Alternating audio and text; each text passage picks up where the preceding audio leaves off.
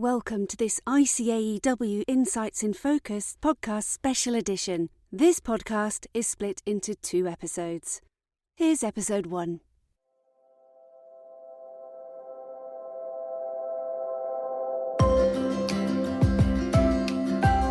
Welcome to the ICAEW Insights In Focus podcast. Hello, and welcome to this ICAEW In Focus podcast, in which we look forward to 2022 and pick out those issues which we think will be the big ones for society, organisations, and importantly, our members. My name's Michael Izza. I'm the Chief Executive at the ICAEW and the Chairman of Chartered Accountants Worldwide. And I'm joined today by my ICAEW colleagues and subject matter experts. First of all, Philippa Kelly, who's the ICAEW Director of Financial Services, Richard Spencer, Director of Sustainability, Alison Ring, Director of Public Sector and Taxation, and David Lyford-Tilley, Technical Manager, Tech and the Profession. Now, before I bring my colleagues into the conversation, let me just take a few minutes to consider the challenges that we're all facing in 2022. The global economy is undergoing significant change as we begin a transition away from a dependency on oil, coal and gas. Now, depending on where you're listening to this podcast from, you may actually say that this transition started some years ago, but I think we have to reflect on the fact that different countries in the world are at different stages in this journey. And as this journey gets underway, new dependencies are beginning to emerge. This is probably most apparent in the materials that are necessary for a clean energy future. Many of the countries that are actually rich in the scarce metals that underpin the technologies of the future are now coming into sharp focus. And it does mean that the global superpowers like China and India are going to play an increasingly important role, but there are also many smaller nations that are not yet at the front of our minds. And when we begin to source more and more of these materials, it's going to come with some difficult political challenges. I mean, for example, are we willing to have our materials for renewables mined, perhaps in circumstances where there might be questions about child and forced labour?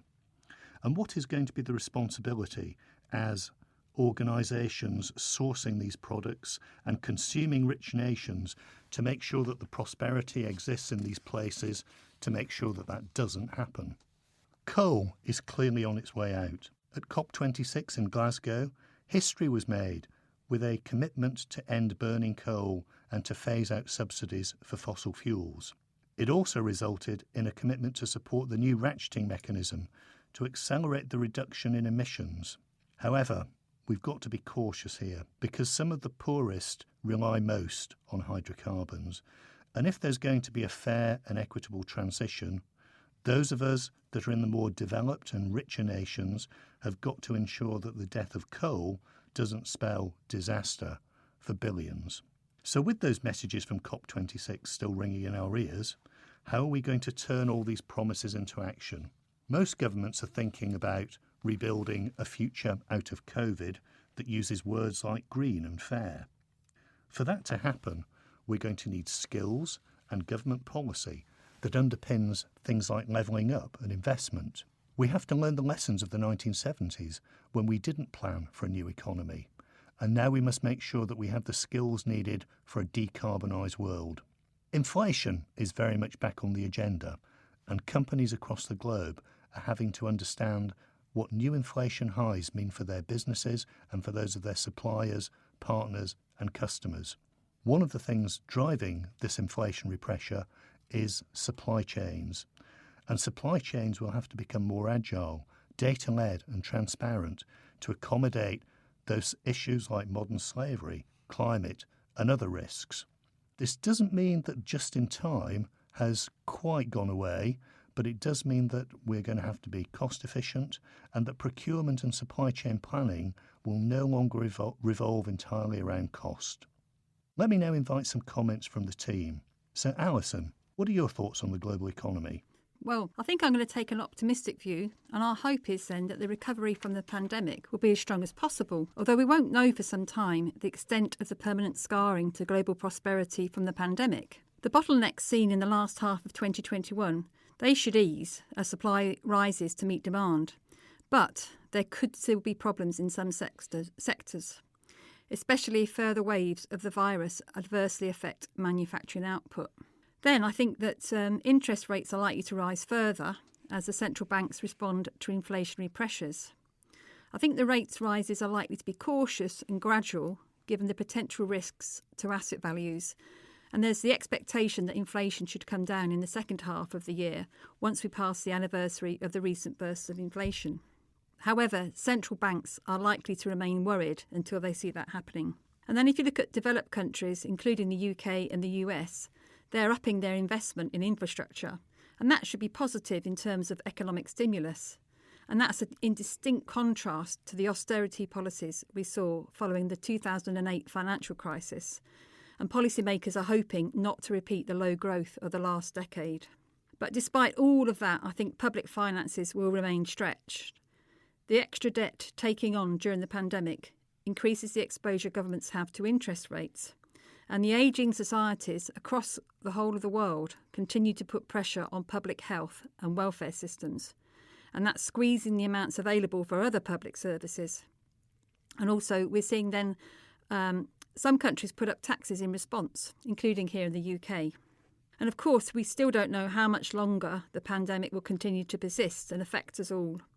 Vaccination levels remain low in much of the developing world, and new variants are always possible, as we have seen.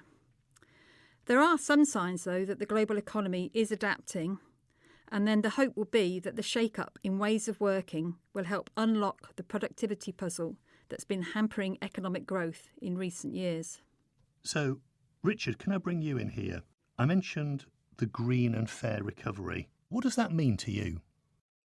Well, the whole way the environment is and the economy are being talked about has changed completely. So if we look at COP, discussions in the past focused very much technically on the financial issues that were hampering progress in the climate negotiations, particularly support for poorer nations. We've heard a lot about the magic $100 billion a year from OECD countries to poorer nations. But what we saw at the COP was a much broader discussion going on between world leaders and finance ministers at COP. We've usually seen COP populated with environment ministers, but for the first time we saw a US Treasury Secretary there. And they were looking at ways, and the discussion was about looking at ways to mobilise not $100 billion, but trillions of dollars of private sector money. So we're having a very different conversation that feeds into or plays into the economic rebuild and into trade. Previous discussions were very much ones that opposed the idea of climate action with economic prosperity, and those two are now quite firmly coupled together. And there was an interesting kind of good perfect storm, if you can have such a thing, this year, because Italy chaired the G20, the UK chaired the G7, and the two countries chaired COP. This brought together those economic and political forums with the COP, and we hope that in a way that's really quite a turning point, and that's going to stick. This year and next year are going to be very important in seeing how much of that achievement is sustained, how much that link between the political forums and the COP can be sustained. This year we've got COP27, of course, at Sharm el-Sheikh, and then next year the UAE, so it will be interesting to see how that gets sustained. You're listening to the ICAEW Insights In Focus podcast. So, Richard, one of the things that strikes me is that we had quite a momentum that gathered in the run-up to COP26 in Glasgow. How do you think that the continuing presidency of the UK is going to be important in driving that forward and maintaining it between Glasgow and Sharm el-Sheikh? Very important. I mean, the UK has shown enormous leadership in doing that. And I think we left with the Glasgow Pact probably delivering less than we'd all hoped for, but more than we had expected. And we do have reasons for being cheerful to come out of that. As I said, we had finance ministers, we had business, we had finance there, as well as the NGOs. And I think we also had the deals on oil and gas and coal, which the UK really put at the centre of the death of coal was was key signature piece for COP. And while it's perhaps not dead, it's certainly on a respirator. But I think the important thing here is to see it in the wider context of the Sustainable Development Goals, in that the transition that we're talking about has got to be a fair one. So we see it in not only in the context of loss of biodiversity, and this year we're going to see the COP15, which is about biological diversity, in April, but also massively increasing inequalities. You know, we think COVID pushed over 100 million people back into poverty. That's the first time in almost a decade the trend has gone backwards. And the danger is in the transition that we're talking about, that we push more people into poverty. Transitions are expensive. If we think just about the deal on coal, it does feel very much like the wealthy nations have said, we're not going to finance coal in Africa, but we are going to finance coal at home. Now, what that doesn't take into account are probably the billions of people who depend on coal for energy, suddenly not having that financed. So then there's a really important part here about the OECD nations making sure this transition is fair. And even if we think more locally, our energy prices are going up here in the UK. We've got to make sure that that doesn't exclude a whole swathe of the population by creating fuel poverty. And the wider agenda, that if you look at climate in the context of the SDGs, we're not just thinking about access to energy, we're thinking about gender equality, we're thinking about decent work, we're thinking about good cities, we're thinking about modern slavery. All of these are interconnected. Whilst it's important to have these conversations that focus on climate, that focus on biodiversity, it's important to recognise, and this is what the SDGs show us, is the interconnectivity of these. We will not have prosperity if our societies don't work and if nature doesn't work. So I think that's a really important piece for us. And then just to finish on that, the longer we kick this down the road, the bumpier the ride gets. Now, who listening to this, who here hasn't seen on television, at least, hasn't actually experienced firsthand the more violent storms, the fires, the pestilence of mice, the drought? Now, what we do know is that if we think that we had in the north a rubbish summer and in the south a rubbish winter, this is the best we're going to have for quite a long time. So it's going to get worse. And so we're not just as individuals thinking about this, but as our businesses. What's your plan? How are you going to cope with that flood next year? How are you going to cope with that the week at 30 degrees and your air conditioning breaking down, the transport system breaking down? So we've got to really think about resilience as well. Yeah, business continuity takes on a completely different context, doesn't it? Alison, you wanted to come in? Yeah, I just wanted to add the point there. I mean, obviously, Richard said about the greater the cost, really, the longer we keep kicking it down the road. But I really do think we need to see a step change in how government itself actually comes in to help with the delivery of the SDGs. And that's at a central and local level. And that, again, is across the world. Because what we've seen is government relying on business and individuals to actually step up their activity in terms of delivery of SDGs. But I think we need to see them leading the way in terms of their own activity as well. Before we leave COP26, I just wanted to say a quick word, though, about the next presidency of the G20, because that's going to be assumed by Indonesia. And for those of you who are interested, the ICAEW had a really interesting webinar in November with the Indonesian finance minister, who outlined what I thought was a very impressive plan to continue the momentum going forward.